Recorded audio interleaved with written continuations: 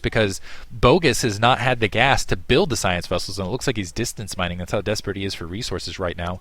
But yeah, he hasn't been able to get any additional gas. He's just been pumping tanks, and he's had to use all that gas on tanks and upgrades essentially. And one science vessel to the north gets stasis. This is kind of a cute maneuver. I don't think anything's going to come of it with those siege tanks at the slot they're at, though. And also, it looks like there's still latent detection with that turret, but at least able to distract. I think that was just a posturing distractionary force. And another arbiter is still moving out in the field, and then it looks like actually it's kind of a defensive arbiter is here to try to deal with the armies as they come. But yeah, it looks like Guemchi's in a really nice position economically. Bogus hurting a little bit economically. He doesn't look like he's even thinking about retaking that 12. Dark Templar actually wandering out there, getting a lot of damage accomplished. But yeah, now we're going to retake that one that the Dark Templar are going to see it, going to sacrifice himself, take out some vultures with him. Another Dark Templar somewhere out in the field going to be able to take out, looks like a single turret, and Upgrade White's doing okay. And another recall looks like it's going to be coming across that 12 o'clock before that command center is even finished. He does get a comsat, but I guess that was kind of a wasted EMP. Well, not really a wasted EMP. I think that science vessel is going to die anyway. And now Guemchi looks like he's going to end up losing that top right, which it was just kind of a matter of time, but he's exposing himself a little bit otherwise, because yeah, that 9 o'clock now getting tested. Let's see if there's going to be another recall to that 9 o'clock, or even towards the natural secondary, as this attack is happening in that top right. And that's a lot of siege tanks, and it looks like they are very heavily upgraded. But critically for Guemchi, I haven't seen High Templar, and I think that's been the big thing he's missing. A good Stasis right there, but he hasn't had any High Templar to really stop this Terran ball, and that is precisely the difference in the reason he's not winning overwhelmingly. He's building Dark Templar instead of High Templar at this stage for reasons at least unknown to me. I mean, you know, the more science vessels is going to be coming out. Looks like he's got a lot of High Templar to the south, but not where he needs them, where he can just sidestorm all over all those tanks, let the Zealots lead, and go from there. 12 o'clock now running for Bogus, so it looks like Bogus is starting to get a grip back in this match. That Stasis is actually in a pretty bad position because it looks like it's actually blockading off Guemchi from any sort of flank. Another attack, 2 Zealots going to just run in and die. Never mind. Going to run in and get a siege tank, so a little bit of a sacrificial Zealot right there. Hero Zealot for ire. Yeah. Well, you know what they say, if you make mistakes well. And I'm not sure it was with that vulture just speeding across the map right there. Maybe that was a little bit faster than even normal. Another big recall. Let's see if it goes to the 9 o'clock. That natural secondary is a little bit of a fool's errand, but yeah, he's definitely going to be able to recall in this 9 o'clock with just that single turret there. It doesn't look like that science vessel was prepared. And critically, I don't think he's going to be able to stop with. He's not going to be able to wipe this base out. But how many SCVs is he going to be able to kill? And that's going to be the critical thing. It looks like most of the SCV damage is actually happening off splash because of the siege tanks, and it doesn't look like he got too many SCVs there, and he's really not going to be able to rescue that top right. Why has Bogus not taken out that top right base yet? That is huge, absolutely huge. Wow. Okay, and it looks like he's finally moving in. He's also building band center underneath. He stopped the gas, but even so, yeah, finish the job, Bogus. Finish the job. Otherwise, wow, that's a lot of mines to defend against a recall across the factory line.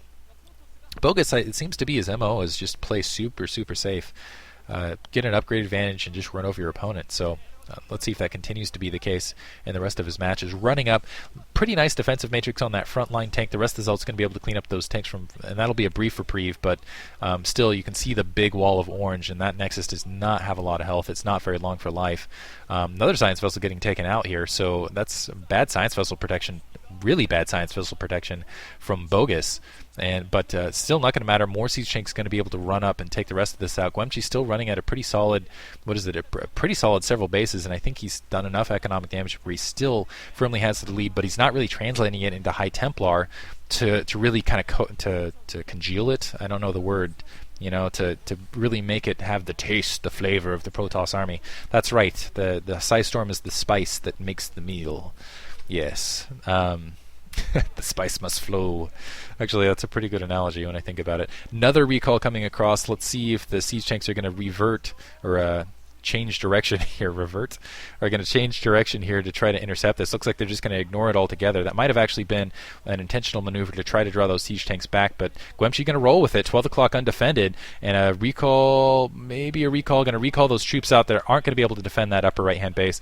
And once again, emptying, I don't think he's going to be able to get the command center, but at least stopping some mining time in exchange for losing that top right. And let's see if he can come around and get another comset, or not another comset, another recall or something. across that 9 o'clock base, and more units getting taken out. It looks like some siege tanks actually, or I'm sorry, some Goliaths having some trouble against those Dragoons. But yeah, if he can critically, while these troops are all stuck up there, just recall across to another portion of the map and do some damage, man, that's a lot of gateways. It looks like both Stargates are running, and it looks like level 1 armor. I assume that's the armor upgrades for the Arbiters to make them a little bit more sturdier in battle. Another recall coming to the 1 o'clock, even though there's an army right there to crush this. Okay, never mind. He's actually going to skip it and continue to the 12. And it looks like that army is going to be right there to meet him. He's still going to lose it. There's the first portion of the recall and another Arbiter there. Let's see if he can get a Stasis. Unfortunately, did get the Stasis off, only got a single Goliath, and losing, it looks like, the rest of his energy right after that. And critically, the SCVs, a lot more SCV. He lost that army again, but you'll see he picked off most of the SCVs that were mining there. There weren't a lot, but he was able to pick them off. Let's see if he just uses that Arbiter to try to scout things out here in the meantime. But Guemchi's still running at 4 bases, and I don't feel like Bogus is really running at a full, a full 2 at this stage, or well, technically 2.5, because his natural expansion a little bit thin here. It's not completely out of resources yet, but that 12 o'clock, actually technically 3, because he's got the 1 o'clock as well, but that 12 o'clock isn't saturated at all. It's only had 3 SCVs on gas, which granted is critical. And finally the Psy Storm. There we go. Now it's a delicious Protoss army. Still a little bit of a skeleton force, and I'm kind of wondering where Guemchi's bank is, because Guemchi, keep in mind, he's been aggressively expanding, taking resources absolutely everywhere. You'd think he'd just be rolling with this big, massive army everywhere, and he'd have Arbiters all over the field, but he's just been going with these little teeny skirmish forces. Hasn't really got a good comsat, a good stasis off, but now that that army's pressing down at 3 o'clock, he's going to do another base trade, and he's going to be able to, there, beautiful Psy Storm, delicious, able to do another beautiful Psy Storm to that 9 o'clock, and it looks like, oh, Bogus getting a little bit distracted and just attack moving with a couple of those siege tanks and Goliaths. You can see how powerful the upgrades are at this stage, though. It's almost impossible to stop that rolling mech ball of metal, but he critically able to stop that 9 o'clock, take it out.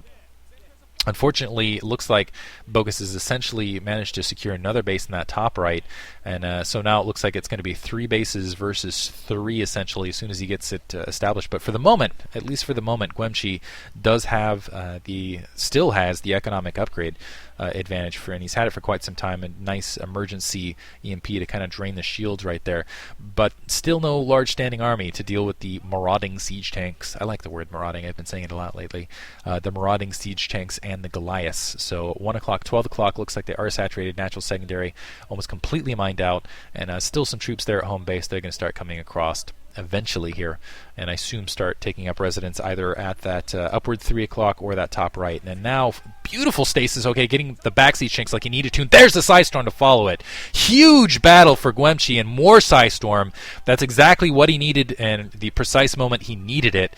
Moving up, and there you go, able to do exactly what he needed to do. Bogus is going to have a great difficulty replenishing that attack force with just a few troops he has. That's going to delay him from taking additional expansions. That's going to keep Guemchi a couple bases ahead, one siege tank being annoying to that 3 o'clock. And I think now he's going to be able to ride this match out as long as he doesn't get too crazy, as long as he keeps those Psy Storms in there.